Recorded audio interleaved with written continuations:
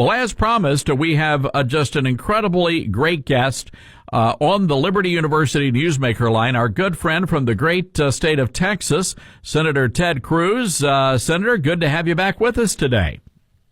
Todd, great to be back with you. Thank you for having me. And congratulations on the new book, One Vote Away, How a Single Supreme Court Seat Can Change History.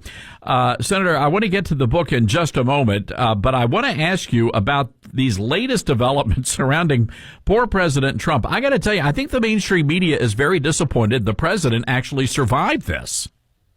It's crazy. I mean, they are... The media hates the president so much that they're really upset that he seems to be getting better. I talked to the president last night. He sounded strong. He sounded invigorated. He sounded healthy. And the media is beside itself. I think they were hoping he would die from COVID. It's really messed up. It's one thing to politically disagree with someone. It's another thing to have just the daily hatred that emanates from the media for the president, and it's not good or healthy for our country. It's not good for journalism either. No, it's really not. And, we had Senator Marsha Blackburn on in the last hour, and she said, they're trying to use this virus to upend the confirmation hearings of Judge Barrett. Yeah. Well, look, they want to stop Judge Barrett's confirmation no matter what, so they'll seize on any excuse to do it.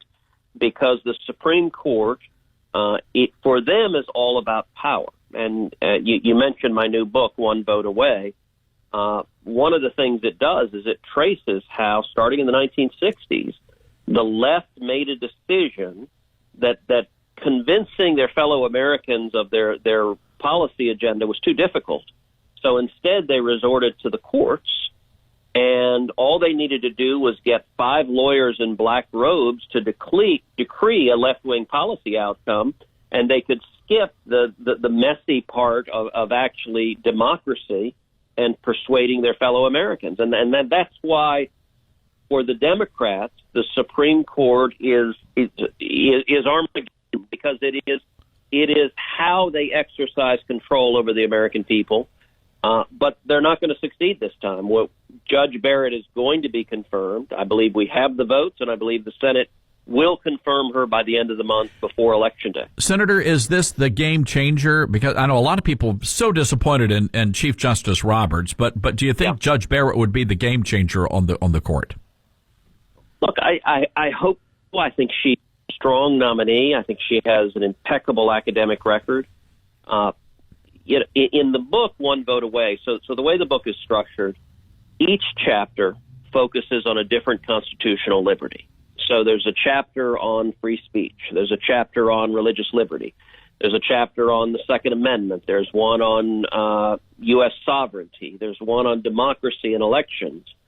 And what the book does is it's not an academic work. It's not assessing it theoretically, but rather it's telling war stories. So, as you know, before I was in the Senate, I was a Supreme Court litigator. My was arguing cases in front of the U.S. Supreme Court.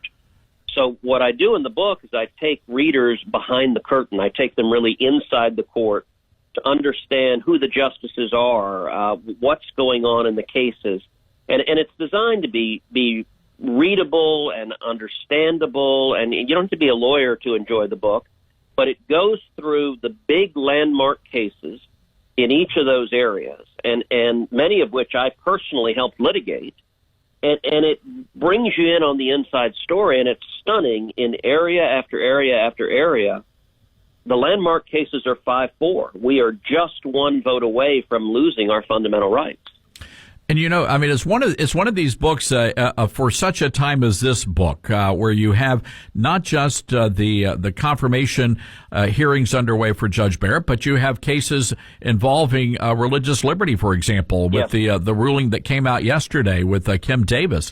And last night you had, I know you have a chapter about abortion, chapter 5 in the book, and Joe Biden last night saying, hey, if I'm elected, I'm going to make this a law of the land. Yep.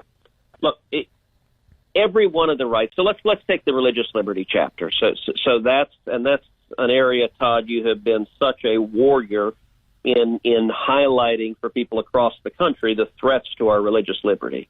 And for 20 years, I've been blessed to be arguing and litigating some of the biggest religious liberty cases in the country. So the chapter on religious liberty starts with the Texas Ten Commandments case. In Texas, there's a monument to the Ten Commandments. It stands on the state capitol grounds.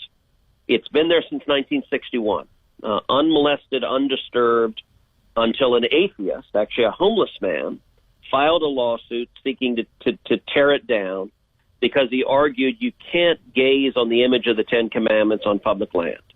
That case went all the way to the U.S. Supreme Court, and Texas, we won 5-4. But there were 4 justices ready to order, bring out the bulldozers, tear down the monument. You can't look at the Ten Commandments. Another case that I helped litigate was the Mojave Desert Veterans Memorial.